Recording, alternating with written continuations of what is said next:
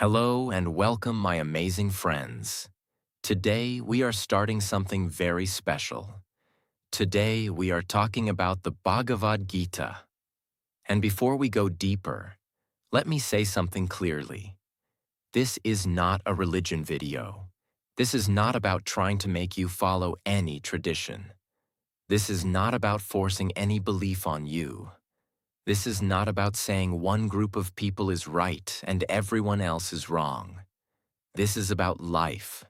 This is about your pain, your confusion, your fear, your overthinking, your purpose, your mind, your inner battle. That is why this book matters so much. The Bhagavad Gita is one of those rare books that does not speak only to one country, one culture, or one time. It speaks to the human heart. It speaks to the person who feels lost. It speaks to the person who is tired mentally. It speaks to the person who wants to move forward, but feels something inside is broken, confused, or afraid. And that is why, even if my audience is international, I still wanted to make this video. Because truth is truth. Wisdom is wisdom. Pain is pain. Fear is fear. And human struggle is the same everywhere. A confused mind in India is still a confused mind. A broken heart in America is still a broken heart. A fearful person in Europe is still a fearful person. A lost soul anywhere in the world still wants the same thing: peace, clarity, strength, meaning, direction. And this book speaks directly to those things. I am making this video because, in my own way, this book truly changed me. Not because it gave me some magic formula, not because it made life easy, not because suddenly every problem disappeared, but because it changed the way I looked at struggle. It changed the way I looked at fear. It changed the way I looked at responsibility. It changed the way I looked at pain. And most importantly, it changed the way I looked at myself. This book made me understand that many of the answers we are desperately searching for outside are actually connected to something deeper inside us. That is why I truly believe this book carries answers to the deepest questions people ask in life. Questions like, why am I suffering? Why am I so confused? Why do I overthink so much? Why do I feel afraid even when I know what I should do? How do I stay calm in difficult times? How do I control my mind? How do I do my duty when my heart feels weak? How do I live with peace in a world full of pressure? How do I become strong without becoming hard? How do I keep going when life feels heavy? The Bhagavad Gita does not answer these questions in a cheap way. It does not give shallow comfort. It does not just tell you to be positive and move on. No, it goes deeper. It enters the battlefield of the human mind. And that is why this book is so powerful. Because the Bhagavad Gita begins not with celebration, not with victory, not with peace, but with a breakdown. A strong man breaks down. A warrior loses clarity. A capable person becomes confused. A person with great skill suddenly does not know what to do. And if we are honest, that is where many people are today. They are not weak. They are not useless. They are not empty. They are just internally fighting a battle no one else can see. The Bhagavad Gita is not just a book of words. It is a mirror. It shows you your fear. It shows you your attachment. It shows you your ego. It shows you your weakness. But it also shows you your hidden strength. It reminds you that your confusion is not the end of your story. It reminds you that your breakdown can become the beginning of your awakening. It reminds you that inside your pain, there can still be purpose. Inside your fear, there can still be courage. Inside your uncertainty, there can still be truth. So in this video, I do not want to explain this book like a dry lesson. I want to bring it to life. I want to explain it in very simple English. I want to explain it in a deep, spiritual, motivational, and powerful way. And I want every person listening to feel as if this wisdom is speaking directly to them. Because maybe it is. Maybe this is not just a video for you. Maybe this is a message for your life right now. So stay with me until the end. Open your mind, open your heart, and let this wisdom enter your life slowly. Because sometimes one truth, deeply understood, can change the direction of your whole life. Chapter 1. The moment a strong person breaks inside. Listen carefully. Before the Bhagavad Gita gives answers, it first shows us a human being in pain. That human being is Arjuna. Arjuna is not a weak man. He is not lazy. He is not foolish. He is not a person with no ability. He is strong. He is disciplined. He is respected. He is skilled. He is a warrior. But in the most important moment of his life, he breaks down. That is where the Gita begins. And this is very important. Because the first chapter of the Bhagavad Gita gives one of the most powerful lessons in life. Even strong people can collapse inside when the battle becomes personal. Sometimes people think only weak people cry. Only weak people feel fear. Only weak people become confused. Only weak people want to run away. But that is not true. Sometimes the strongest-looking people are carrying the deepest pain. Sometimes the person who smiles outside is breaking inside. Sometimes the person who looks brave to the world is full of questions in private. Sometimes the person who has talent, experience, and abilities still feels lost when life puts them in a painful situation. That is Arjuna. And that is also many people listening to this video. Outwardly, life may look normal. Maybe you wake up, work, talk, smile, eat, and keep moving. But inside, something feels heavy. Inside, you are fighting thoughts nobody can see. Inside, you are asking questions you cannot answer. Inside, you may be tired of pretending to be okay. It starts with a human being who can no longer hide his inner battle. Arjuna stands on the battlefield and looks around. He sees teachers, he sees family, he sees loved ones, he sees people connected to his life. And suddenly, the battle is no longer just a battle. It becomes emotional. His strength shakes, his confidence falls, his clarity disappears, his body reacts, his mind becomes disturbed, his heart becomes weak. And he says, in his own way, "I cannot do this." Now stop here and think deeply. How many people are living this same chapter right now? Not on a battlefield with weapons, but on the battlefield of life. A person knows they need to take action, but fear stops them. A person knows they need to speak the truth, but emotions stop them. A person knows they need to move forward, but attachment stops them. A person knows what is right, but the pain of the situation makes them weak. That is modern life. People are not always losing because they are incapable. Many times they are losing because their emotions have taken control of their clarity. Lesson 1. Confusion can enter even a great mind. Arjuna was not a fool, but confusion still entered his mind. Never become proud and think confusion can never happen to you. No matter how smart you are, confusion can enter. No matter how strong you are, weakness can enter. No matter how experienced you are, doubt can enter. Why? Because human life is not only about intelligence. It is also about emotion, attachment, fear, memory, pain, and inner conflict. Sometimes your mind knows one thing, but your heart feels another.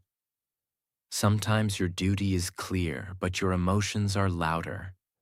Sometimes your path is in front of you, but your inner weakness makes you step back. That is why chapter 1 is not a chapter of failure. It is a chapter of exposure. It exposes what is happening inside a person when they are no longer able to carry their inner conflict silently. Because spirituality does not begin when you pretend to be above pain. It often begins when you finally become honest about your pain. Real transformation does not begin with pretending. It begins with truth. Arjuna does not pretend to be fearless. He does not act strong just to protect his image. He does not hide his breakdown. He reveals it. Because many people suffer longer than they need to only because they keep pretending. They pretend they are okay. They pretend they are strong. They pretend they are clear. They pretend they know what to do. But inside, they are collapsing. Your healing begins when your honesty begins. The moment you stop pretending is often the moment real wisdom can enter your life. Lesson 2. Your real battle is not outside. It is inside. The battlefield is outside, but the real war is inside Arjuna. Many people think their biggest problem is outside them. They think, my problem is my job. My problem is my family. My problem is money. My problem is pressure. My problem is other people. Very often, your greatest suffering is not the situation itself. It is what is happening inside you while facing that situation. The battlefield was outside Arjuna, but his trembling, confusion, sadness, fear, attachment, and collapse were happening inside him. And this is exactly how life works. Two people can face the same difficulty. One breaks, one grows. Why? Because the outer battle may be the same, but the inner state is different. They do not only talk about changing your outside life. They talk about understanding your inside world. If your inside world is in chaos, even a small problem feels huge. If your inside world is steady, even a huge problem can be faced. This is why inner mastery matters so much. Your thoughts matter. Your perception matters. Your emotional strength matters. Your awareness matters. Because life is not only what happens to you. Life is also how you meet what happens to you. But that is exactly why the teaching begins there. Because wisdom enters where pride ends. Lesson 3. Emotional pain can make you forget your strength. Arjuna had strength. He had skill. He had purpose. He had training. But in one emotional moment, he forgot all of it. This is a very human thing. Sometimes one painful situation can make you forget everything good about yourself. One rejection can make you forget your worth. One failure can make you forget your ability. One painful season can make you forget your purpose. One emotional wound can make you think you are weaker than you really are. This is what happens when pain takes over perspective. Pain narrows your vision. It makes the problem look bigger than your power. It makes fear look wiser than courage. It makes escape look smarter than action. It makes weakness feel like truth. Just because you feel weak does not mean you are weak. Just because you feel lost does not mean you have no path. Just because your mind is shaking does not mean your soul has become small. Just because your emotions are loud does not mean truth has disappeared. Many people need to hear this, because there are moments in life when your feelings lie to you. Your feelings may say, you cannot do this. You are not ready. You are not strong enough. You should run. You should give up. But feelings are not always truth. Sometimes they are only storms passing through the mind. And if you make permanent decisions in temporary emotional storms, you can damage your own destiny. It warns us about what happens when emotional pain becomes stronger than inner clarity. Lesson 4. Breakdown is not always destruction. Sometimes it is the beginning of wisdom. Arjuna's breakdown feels negative. It feels painful. It feels like weakness. But without that breakdown, the conversation of the Gita would not begin. If Arjuna had stayed proud, silent, and false, he would not have received the wisdom that changed everything. His collapse became the doorway to guidance. Sometimes the moment that embarrasses you becomes the moment that awakens you. Sometimes the moment you feel most broken becomes the moment you finally become open. Sometimes the moment you say, "I do not know what to do," becomes the first moment you are truly ready to learn. To understand that pain is not always punishment. Sometimes pain is preparation.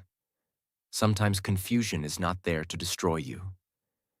Sometimes it is there to bring you to a deeper truth. Sometimes life lets your old confidence break because it wants to build real wisdom in its place. That is why you should never hate every hard season of your life. Some seasons break your illusion so truth can enter. Some seasons break your pride so humility can enter.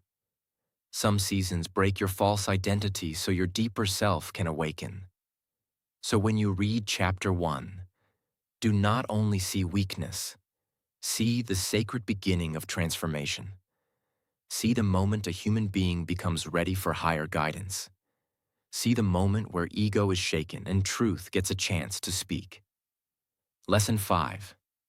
It is not wrong to feel lost, but it is dangerous to stay lost. It shows compassion toward the struggling human mind. And that is important for your audience too, because many people already feel ashamed of their pain. They feel ashamed that they are overthinking, ashamed that they are afraid, ashamed that they are emotionally tired, ashamed that they cannot always stay strong, ashamed that they feel confused in important moments. But the Gita does not begin by insulting human struggle. It begins by showing it. That alone is healing. It tells you, you are not strange for struggling. You are not broken for feeling confused. You are not weak for feeling emotional. But at the same time, the Gita also shows something important. You cannot build your life by sitting forever in confusion. You cannot remain permanently in collapse. You cannot worship your sadness. You cannot make your fear your identity. You cannot turn your emotional state into your permanent home. You may enter confusion, but you must not build your house there. You may feel weak, but you must not decide that weakness is who you are. You may cry, you may shake, you may question, you may pause. But then you must listen, rise, understand, and move. This is where motivation enters. True motivation is not fake excitement. It is deeper than that. True motivation is the moment you realize, yes, I feel lost, but I do not have to remain lost. Yes, my mind is disturbed, but I can learn to steady it. Yes, I feel pain, but pain does not have to become my future. Yes, I am confused, but confusion can become clarity if I am willing to learn. That is real inner power. Today, millions of people are living in this chapter. They look fine outside, but inside, they are mentally exhausted. They are carrying fear of the future, pressure from the world, pain from the past, questions about purpose, confusion about decisions, weakness in moments when they need strength. Many of them do not need more noise. They do not need more pressure. They do not need more fake motivation. They need wisdom. They need something that understands their inner battle. They need something that speaks to the part of them that is silently collapsing. They need something that does not only tell them to work harder, but teaches them how to see clearly when their heart feels heavy. That is why this chapter is so powerful. It says, before action, understand your condition. Before victory, face your inner collapse. Before wisdom transforms you, honesty must open you. If we go even deeper, Chapter 1 teaches that the first step of spiritual growth is not perfection. It is awareness. Awareness of your attachment. Awareness of your emotional weakness. Awareness of your fear. Awareness of your confusion. Awareness of the fact that you cannot save yourself with ego alone. Many people think spirituality means always looking peaceful, always sounding wise, always acting calm. But that is not how it begins. Spiritual awakening often begins when a person sees clearly. My mind is not in control. My emotions are pulling me. My attachment is making me weak. My fear is shaping my choices. I need a deeper truth than my current thinking. Chapter 2. The truth about who you really are. After Arjuna breaks down in Chapter 1, Krishna begins to speak. But Krishna does not begin with a soft, surface-level answer. He does not say, "It's okay, just relax." No, he goes to the deepest truth first. He begins by showing Arjuna that his suffering is coming from a very deep confusion.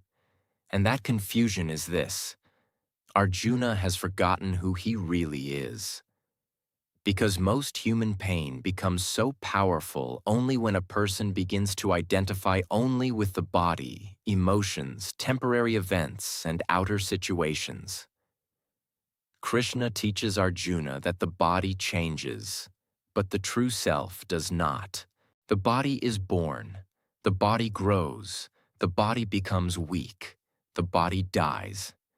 But the soul, the deeper self, the true essence of who you are, does not die. It is eternal. Krishna is teaching Arjuna, you are not just this temporary body. You are not just this moment of fear. You are not just this emotional pain. You are not just this passing confusion. You are something deeper, and this matters so much. Because the moment a human being sees life only from the body level, everything becomes frightening. Loss becomes unbearable. Change becomes terrifying. Pain becomes everything. Death becomes the greatest fear. Failure feels like the end. Aging feels like loss. Temporary pain feels permanent. But when a person starts understanding that the outer form changes while the deeper self remains, a new type of strength enters life. This is not the strength of muscles. This is not the strength of money. This is not the strength of status. This is inner strength. The kind of strength that helps a person stay standing even when life changes. Krishna is not speaking to Arjuna only as a warrior. He is speaking to him as a soul that has forgotten its own nature. And that is exactly what happens to many people today. They think they are only what the world sees. They think, I am my job. I am my money. I am my success. I am my failure. I am my appearance. I am my reputation. I am what people say about me. I am what happened to me. And because of that, they suffer deeply. Because all of these things can change. And when you build your whole identity on things that change, your peace will also keep changing. It begins rebuilding human identity from the ground up. Krishna is telling Arjuna, do not see yourself as small. Do not see yourself as only this body in fear. Do not see yourself only through pain. See deeper. You are not here just to react to life. You are here to understand life and live with wisdom. Lesson 1. Stay steady in pleasure and pain. Krishna then teaches Arjuna something that every human being needs to hear. He explains that heat and cold, pleasure and pain, gain and loss, success and failure come and go. They are temporary. This is a huge lesson, because most people destroy their own peace by treating temporary things as permanent truths. A difficult season comes and they think life is over. A painful emotion comes and they think they will feel like this forever. A failure comes and they think they are a failure forever. A moment of rejection comes and they think they are unworthy. But Krishna says no. These things come and go. They are part of life's movement. And your growth depends on learning how to endure them without losing yourself. This is not coldness. This is not emotional suppression. This is emotional maturity. It means you stop being controlled by every changing experience. If something good happens, you stay balanced. If something painful happens, you stay balanced. If praise comes, you stay balanced. If criticism comes, you stay balanced. Why? Because your center is no longer outside you. Most people live like leaves in the wind. One compliment makes them feel strong. One insult makes them feel broken. One success makes them proud. One failure makes them hopeless. They are always moving up and down because their peace depends on what happens around them. But Krishna teaches a different way to live. He teaches steadiness. He teaches that the person who learns to remain balanced in changing situations becomes truly fit for wisdom and inner freedom. Real power is in not being destroyed by every situation. Lesson 3. Focus on action, not on the fruits of action. Krishna tells Arjuna that he has a right to action, but not to the fruits of action. This means do your duty, do your work, do your best, act with sincerity, but do not become mentally trapped by the result. This teaching is so powerful because most people are not destroyed by action. They are destroyed by anxiety about results. They do not study peacefully because they are terrified of marks. They do not work peacefully because they are obsessed with success. They do not create peacefully because they are afraid of judgment. They do not speak because they fear rejection. They do not start because they fear failure. So even before doing the work, they are already mentally exhausted. Krishna cuts through this problem directly. He tells Arjuna, your job is not to control everything. Your job is to act rightly. Results are not always in your hands. Effort is in your hands. Intention is in your hands. Discipline is in your hands. Courage is in your hands. But the final result is shaped by many things beyond your control.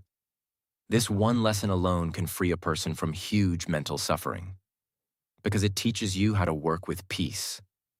Not lazily, not carelessly, but peacefully.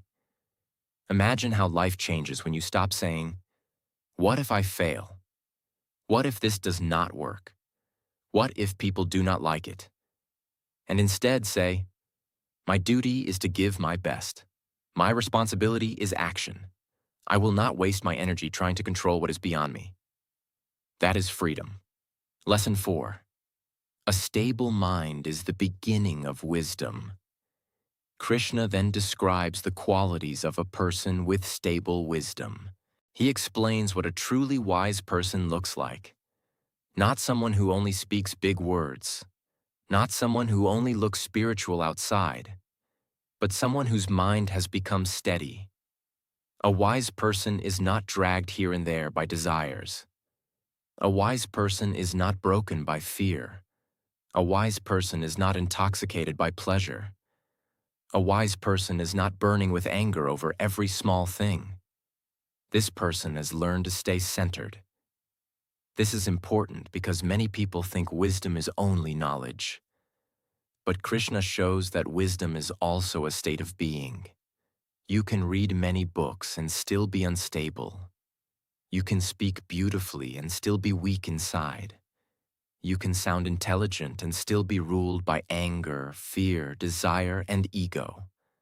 So what matters is not only what you know. What matters is what your inner state has become. Lesson 5. When desires endlessly pull your mind outward, your peace disappears. When your senses control you, your clarity disappears. When your attachment becomes too strong, your suffering becomes deep. So if you want wisdom, you must also learn inner discipline. It gives a complete foundation for life. Know who you are. Accept that life changes. Do your duty without attachment to results. Build a stable mind. And from that inner steadiness, live your life. Chapter 3. Why you must act and never escape your duty. After hearing the deep wisdom of Chapter 2, Arjuna becomes confused again. He wonders, if wisdom is so important, if peace is so important, then why act at all? Why not leave everything and avoid difficult responsibilities? This is a very human question. Even today, people ask this in different ways. If life is stressful, why not run away? If responsibility is painful, why not avoid it? If action brings struggle, why not do nothing? Krishna explains that no human being can truly live without action. Action is part of life. Even when you think you are doing nothing, you are still acting in some way.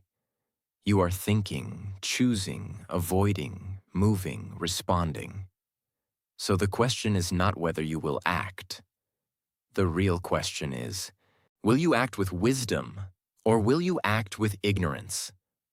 This chapter destroys one of the biggest illusions people have. The illusion that avoiding responsibility will bring peace.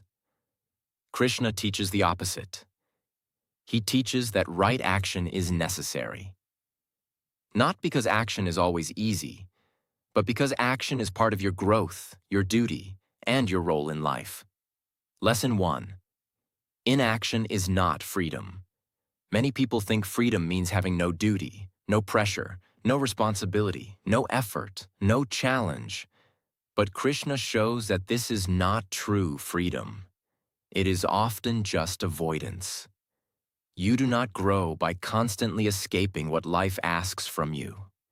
You do not become peaceful by running away from difficult duties. You do not become strong by always choosing comfort. This is deeply relevant today. Many people delay action because they are afraid.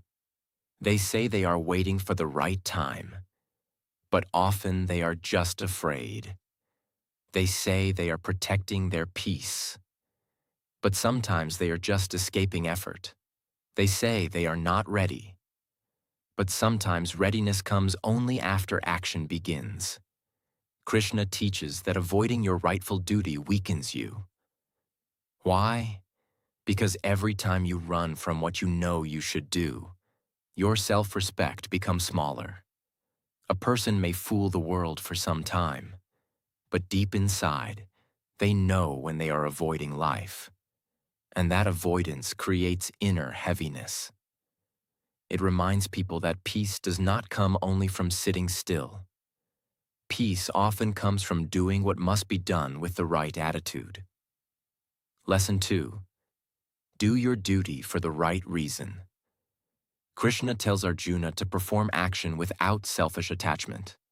This means you do not act only for greed, ego, praise, or personal gain. You act because it is right, because it is your role, because it contributes to the order of life, because it is your duty. This is called karma yoga, and it is one of the most practical teachings ever. It means your actions themselves can become a path of growth if you act with the right mindset. You do not need to leave the world to become deeper. You do not need to reject work to become spiritual. You can grow through action itself. How? By changing the inner quality of your action. For example, You can work only for ego, comparison, and praise. Or you can work with sincerity and contribution. You can serve your family with resentment. Or you can serve with love and awareness. You can build your future with anxiety and greed. Or you can build it with discipline and purpose. The outer action may look similar, but the inner energy changes everything. This is what makes the Gita so powerful for modern life. It does not tell everyone to run away to a mountain. It teaches people how to live deeply while still being fully engaged in life. That means your work can become spiritual. Your duty can become spiritual. Your discipline can become spiritual. Your action can become a path to inner growth. The third great teaching of Chapter 3. Desire is the enemy that clouds wisdom. Then Krishna identifies one of the greatest problems in human life. He says that desire, especially selfish and uncontrolled desire, is a powerful enemy. Now, desire here does not simply mean every wish or dream. It means that restless craving which takes over the mind and makes a person lose clarity. It is the energy that says, I must have this now. I cannot be peaceful without it. My whole happiness depends on getting this. If I do not get this, I will burn inside. This kind of desire becomes dangerous because it clouds wisdom. It takes away patience. It takes away balance. It takes away right judgment. A person under the control of blind desire starts doing things they later regret. They become impulsive. They become angry. They become attached. They become jealous. They become restless. Krishna explains that desire lives in the senses, mind, and intellect, and covers wisdom like smoke covers fire. What a powerful image! The fire is there, but smoke hides it. In the same way, your deeper wisdom may still be inside you, but uncontrolled desire can hide it. That is why so many people know the right thing but do the wrong thing. They know discipline is better, but choose comfort. They know honesty is better, but choose appearance. They know peace is better, but choose restless chasing. This teaches that if you want to live wisely, you must learn to govern desire instead of being governed by it. This does not mean killing all ambition. It means purifying ambition. It means wanting things without becoming their slave. It means having goals without losing your soul. Lesson 3. Live as an example. Krishna also says something very powerful. He explains that great people influence others by the way they live. Whatever a leading person does, others follow. This means your life is not only about you. Your choices affect others. Your discipline affects others. Your laziness affects others. Your courage affects others. Your integrity affects others. This is deeply motivational because it makes life bigger than personal comfort. It reminds you that when you live with sincerity, you are not only building yourself, you are also giving permission to others to rise. Parents shape children. Teachers shape students. Creators shape audiences. Leaders shape cultures. Friends shape one another. This chapter teaches that right action matters not only for your own peace, but also because your life becomes a message to the world around you. This makes duty sacred. It is not just pressure.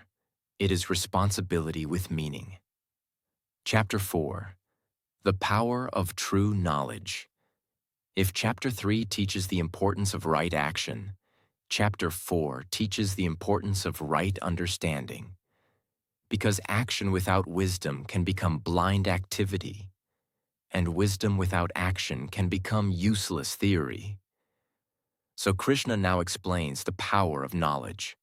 Not just information, not just facts, but knowledge that transforms how you live. Lesson 1. true wisdom is ancient, timeless, and always relevant. Krishna tells Arjuna that this wisdom is not new. It is ancient. It had been known by great beings before. This is a beautiful reminder that truth does not become weak just because it is old. Today, people often think newer means better, but some truths are timeless. Human nature has changed less than people think. People still fear. People still desire.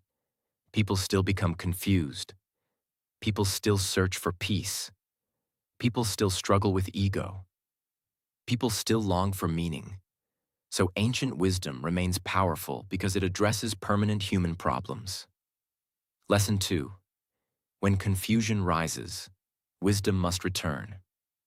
Krishna explains that whenever righteousness declines and confusion becomes great, he appears to restore balance. On one level, this is a spiritual teaching about divine intervention. But on another level, it also carries a powerful inner message. Whenever darkness rises in your life, truth must rise too. Whenever confusion becomes strong, clarity becomes necessary. Whenever your lower nature becomes dominant, your higher awareness must awaken. It tells you not to believe that confusion has the final word. It tells you that truth can return, balance can return, wisdom can return. The higher part of you can rise again. Even if you have lived in ignorance, there is still a path back. Even if you have made mistakes, there is still a path back. Even if your mind has become polluted by ego, fear, or desire, there is still a path back. Why? Because knowledge has the power to burn ignorance. Lesson 3. Right knowledge burns the chains of the past. Krishna describes knowledge like fire. Just as fire reduces wood to ashes, true knowledge burns the effects of ignorance. Many people live chained to their past. Their old mistakes control them. Their old wounds control them. Their old habits control them. Their old self-image controls them. They think, this is just who I am. I cannot change. My past is too heavy. My mistakes define me. Wisdom can burn through old bondage. Not fake positive thinking, not denial, real understanding. Because when you deeply understand life, yourself, action, and truth, many old chains begin to lose their power. For example, a person trapped in guilt can begin to act differently when wisdom shows them how to learn rather than live in self-hatred. A person trapped in attachment can begin to let go when wisdom shows them the temporary nature of outer things. A person trapped in fear can begin to move when wisdom shows them that right action matters more than endless mental paralysis. This chapter is life-changing because it says no human being is beyond transformation. If they are willing to learn deeply, humility and wisdom can change their whole direction. Lesson 4. Seek wisdom with humility. Krishna tells Arjuna to approach the wise with humility, sincerity, and willingness to learn, because one of the biggest obstacles to growth is ego. A person may be suffering, but still refuse to learn. A person may be confused, but still act as if they know everything. A person may be lost, but still resist guidance because pride is stronger than truth. Chapter 4 teaches the opposite. It teaches humility.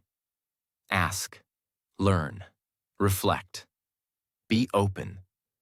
And this applies not only to spiritual teachers, but to life itself. If life keeps teaching you the same lesson, maybe stop resisting it. If your patterns keep creating pain, maybe become curious about them. If wiser voices are trying to show you something deeper, maybe listen. Humility is not weakness. Humility is what allows truth to enter. This is deeply inspirational because it means growth is always available to the sincere person.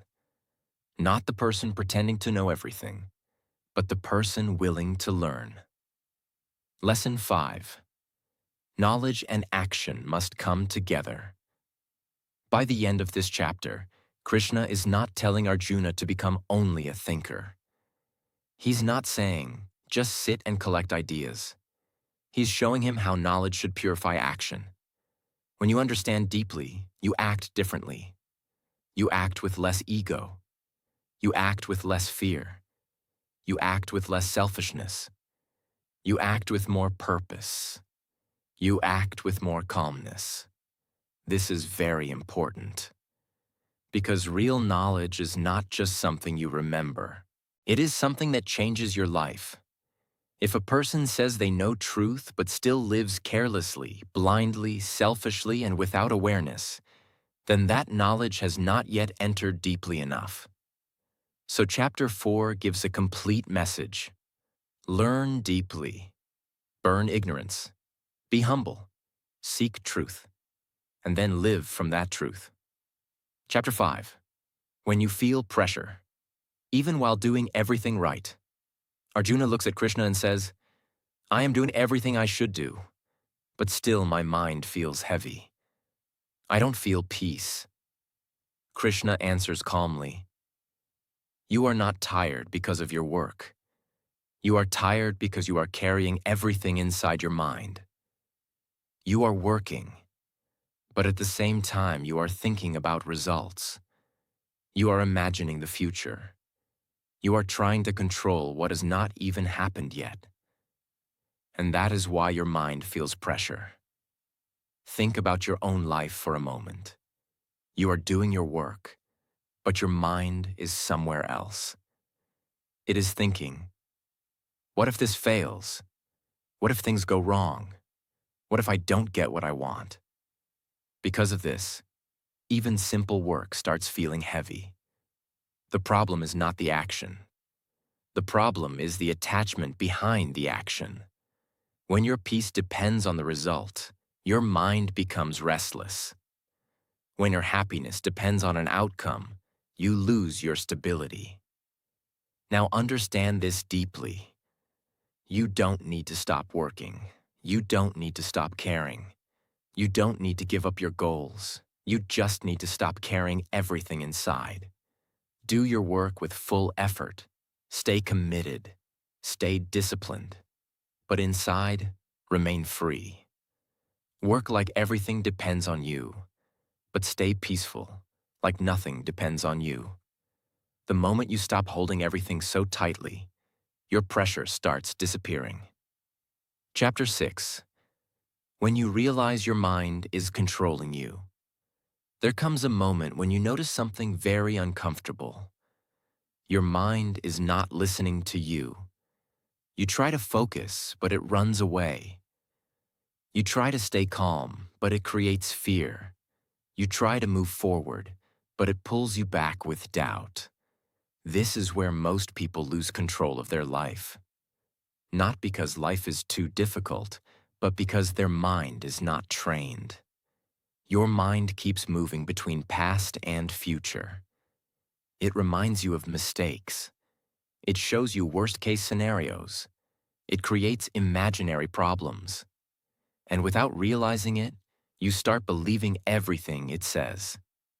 Now pause and ask yourself honestly, are you controlling your mind?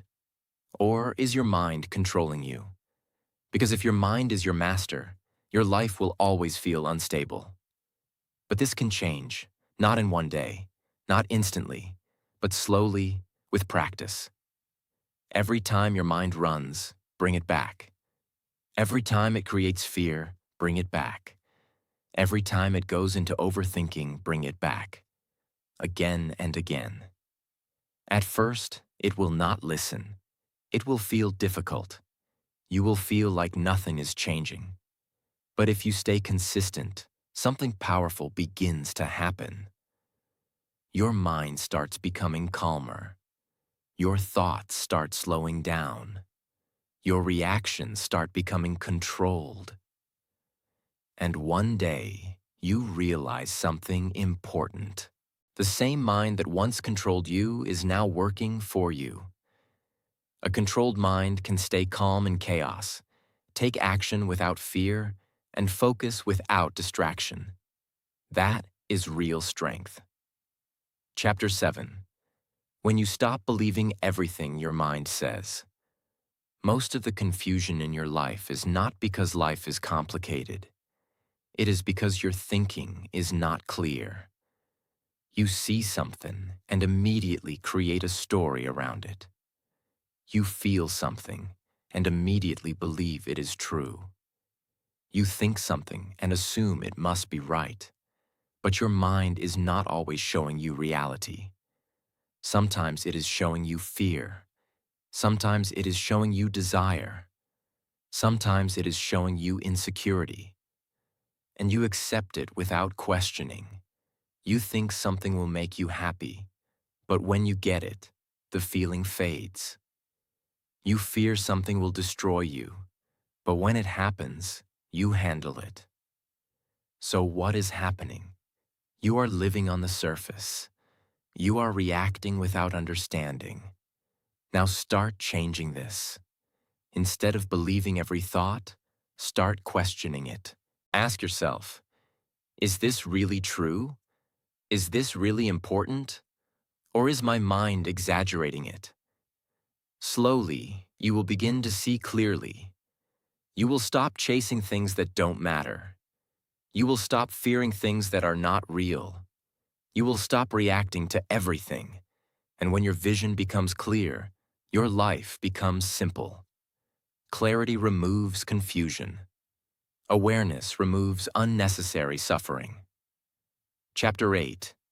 When you understand that your thoughts are creating your future.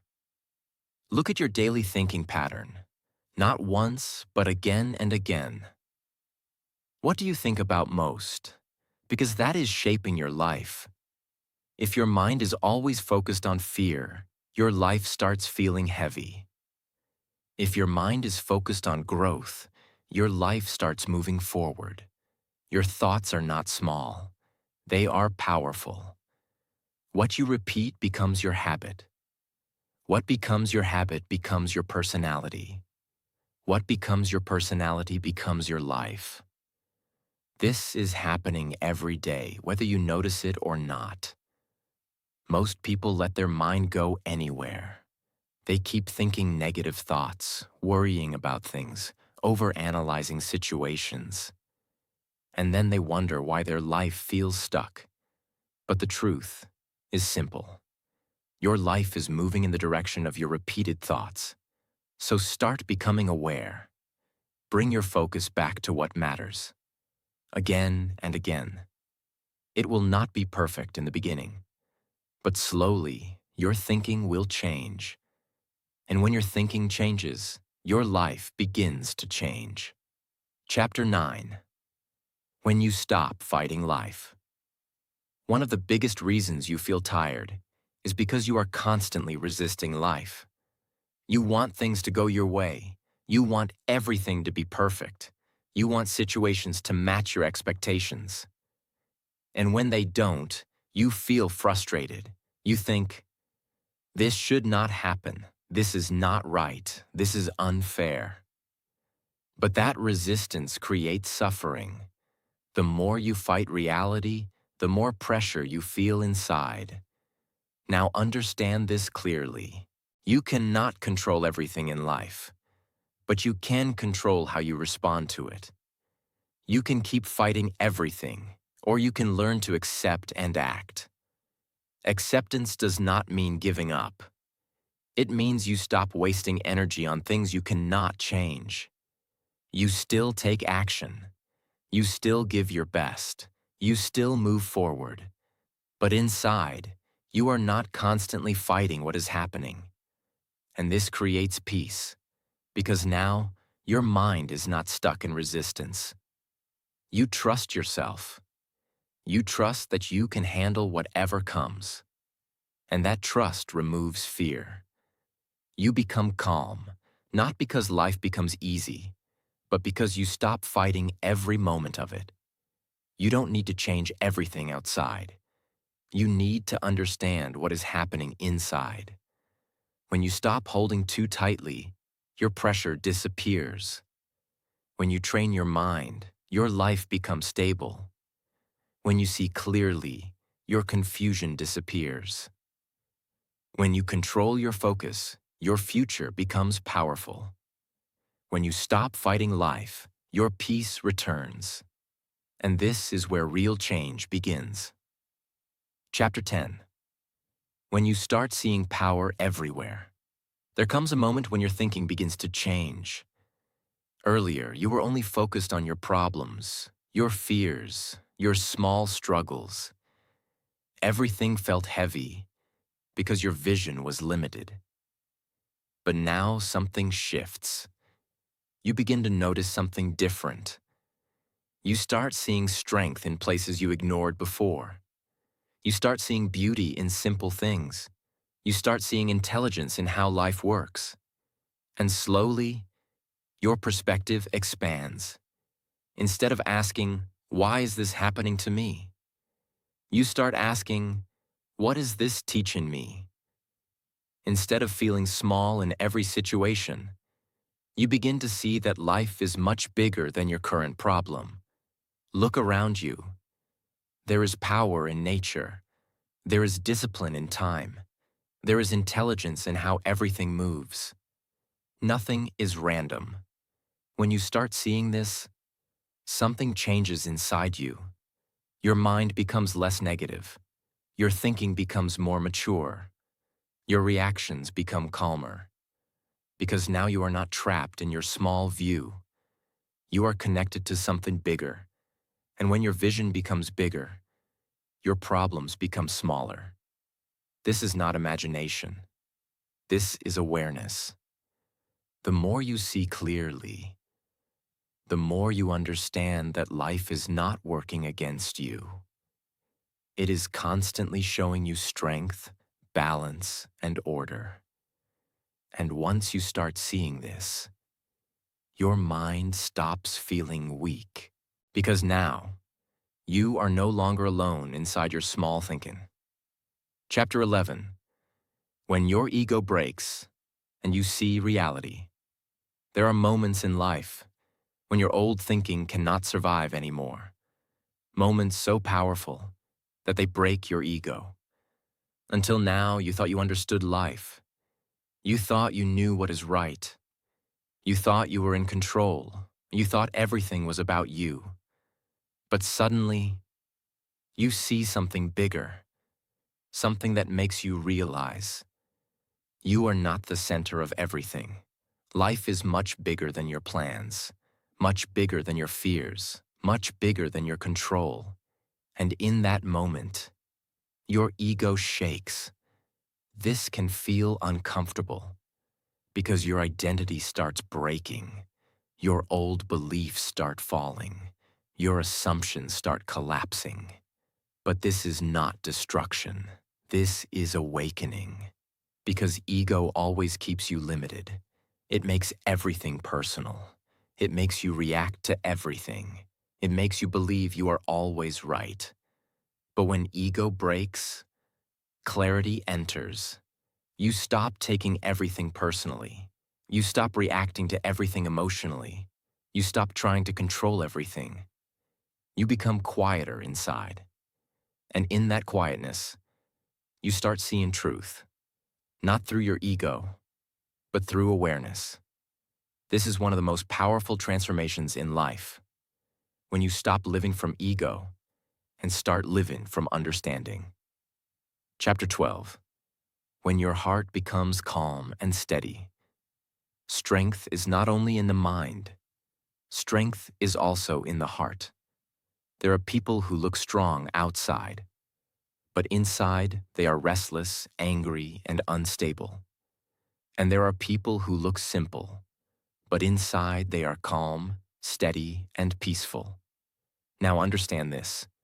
A peaceful heart is not created by controlling everything outside. It is created by how you live inside. When you stop being full of ego, your heart becomes lighter.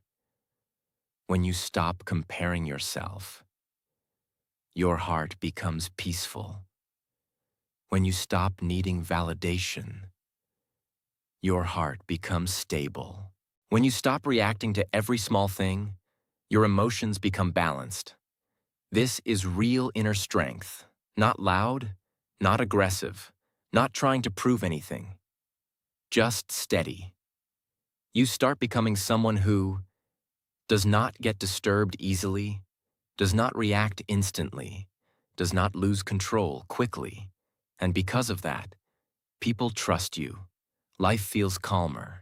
Your decisions become clearer. A steady heart makes a powerful life.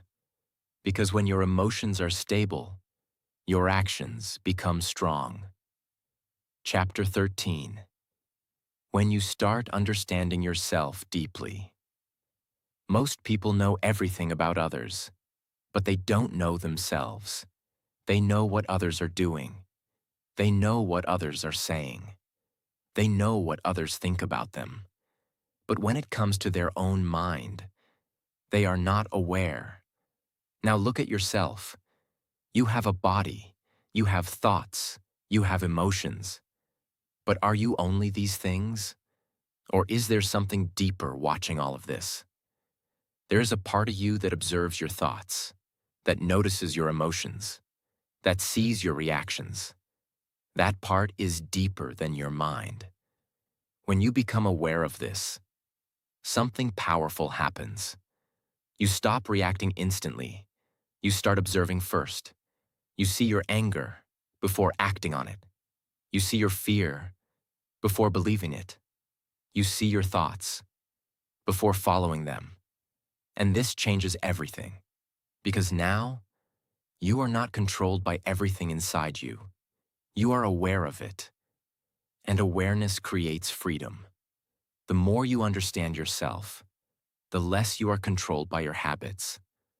The more you observe, the more you rise above automatic reactions.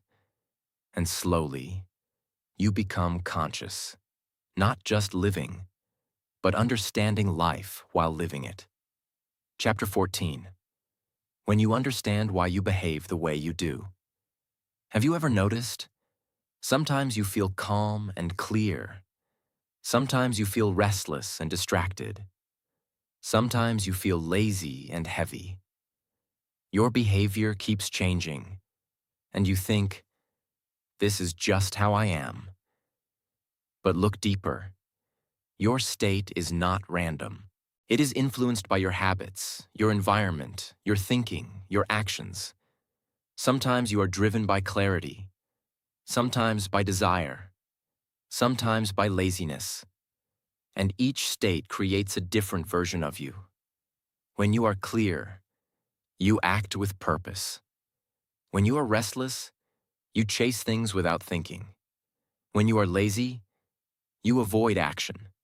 Now the question is, which version of you is leading your life? Because whatever dominates your mind dominates your life. If you stay in clarity, your life moves forward. If you stay in restlessness, your life becomes chaotic. If you stay in laziness, your life becomes stuck. So what should you do? Become aware of your state, and slowly, choose better. Choose clarity over confusion. Choose discipline over laziness. Choose awareness over impulsive behavior. This is how you change your life, not in one big step, but in small daily choices. And those choices shape your future. You are not here to stay confused. You are not here to stay controlled by your mind. You are not here to live in fear, ego, or restlessness. You are here to understand, to grow, to rise. Step by step, your vision becomes bigger, your ego becomes smaller, your heart becomes calmer, your awareness becomes deeper, your life becomes stronger, and slowly, you become someone who is no longer lost inside life, but someone who understands it. Chapter 15. When you stop living for what will not last. Arjuna stands quietly. Something inside him is no longer the same. He's not fully transformed yet, but he is no longer lost like before. He's beginning to see. Krishna speaks, calm and direct. You are giving your life to things that are temporary, and expecting permanent peace from them. Look at your life honestly. Everything you are chasing, everything you are afraid to lose, everything you are stressing about, it is all changing every moment.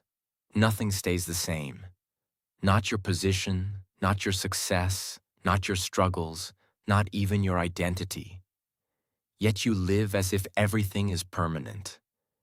You build your emotions on things that are constantly shifting. That is why your peace keeps breaking. You celebrate what will fade. You fear what will pass. You attach yourself to things that cannot stay. And in doing that, you lose connection with what is always within you. Life is like a tree.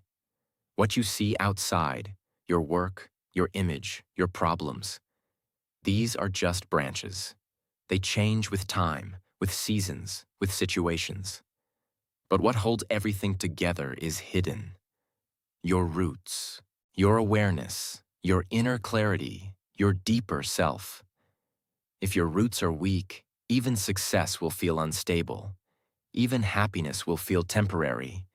But if your roots are strong, even in chaos, you remain steady. So stop investing your entire life in what will not last. Build something inside that does not depend on circumstances. Because the moment you understand what truly matters, you stop wasting energy on what doesn't. And that is where real peace begins. Chapter 16. When you take responsibility for who you become. There is something inside you that you cannot ignore. You have felt it many times. One part of you wants to rise. It wants discipline, growth, clarity, truth. Another part of you wants comfort, distraction, excuses, and escape. This is not confusion. This is your inner battle. Some days you wake up with focus, you feel strong, you want to improve, you act with intention. And other days, you delay everything. You avoid effort. You fall into habits that weaken you. Both versions exist inside you. The question is not which one exists. The question is, which one are you feeding? Because your life is not shaped by what you know. It is shaped by what you choose daily. Every time you ignore discipline, you strengthen weakness. Every time you choose effort, you strengthen power. Every time you react with anger, you lose control. Every time you pause, you gain control. No one is forcing your life in any direction.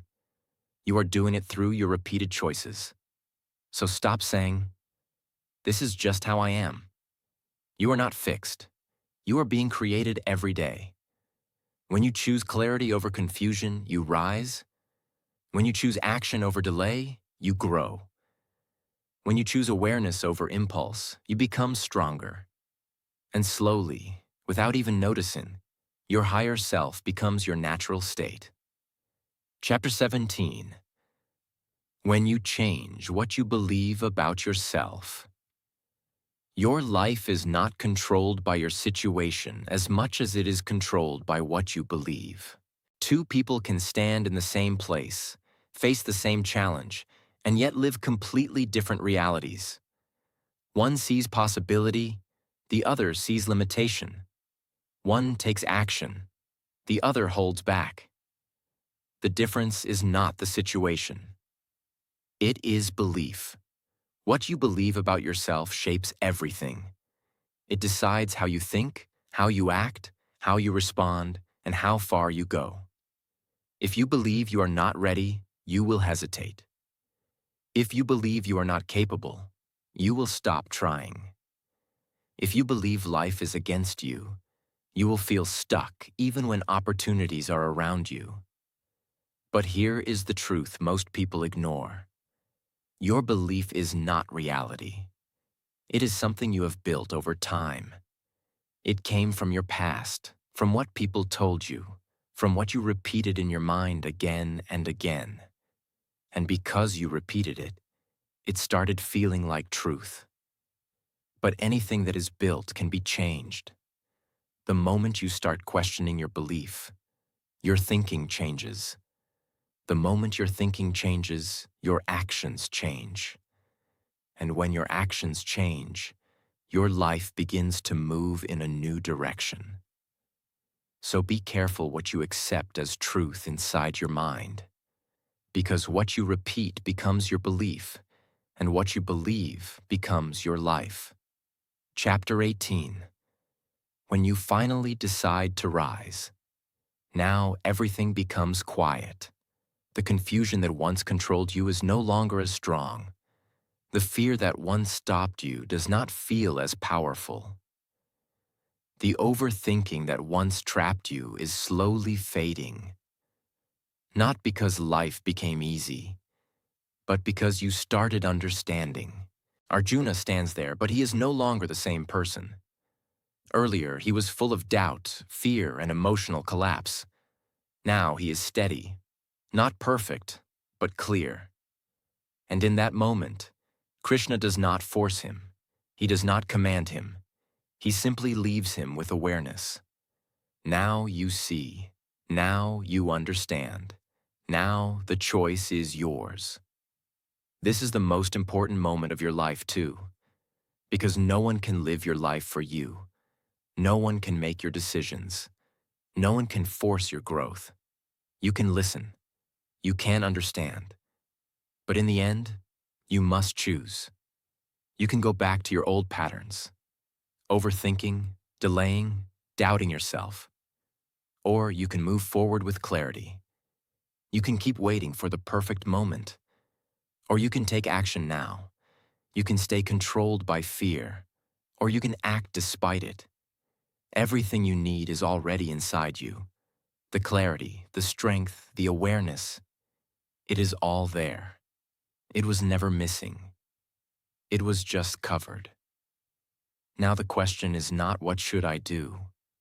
The question is, will I act on what I already understand? Because real transformation does not happen when you learn something new. It happens when you finally decide to live differently. This was never about a battle outside. It was always about what is happening inside you. And once you see that clearly, you cannot go back to living unconsciously. Because now you know. Now you understand. Now you have a choice. And the moment you choose to rise, your life begins to change forever. Listen carefully. If you stayed till this moment, this is not just a video for you. This is a turning point. Right now you have two choices. You can close this video and go back to the same thinking, same fear, same confusion. Or you can take one step forward. Not a big step. Not a perfect step. Just one honest step. Because your life does not change when you learn something new. Your life changes when you decide to act differently. You don't need to be perfect. You just need to be aware. Aware of your thoughts, your actions, and your patterns. And slowly, you start changing.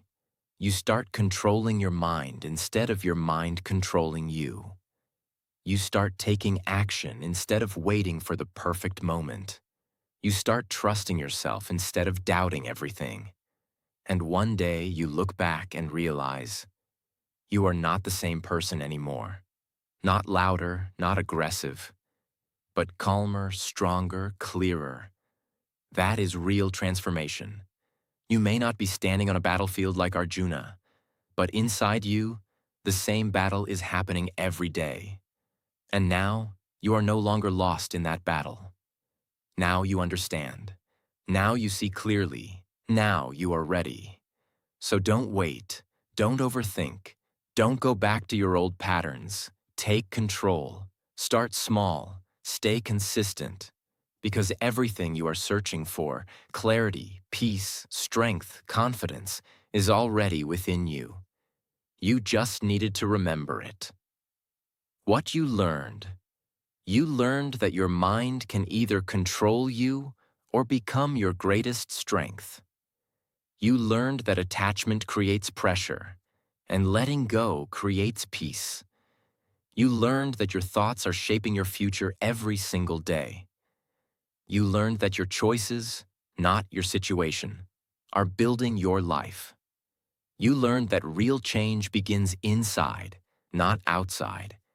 And most importantly, you learn that you are not weak, you are just unaware.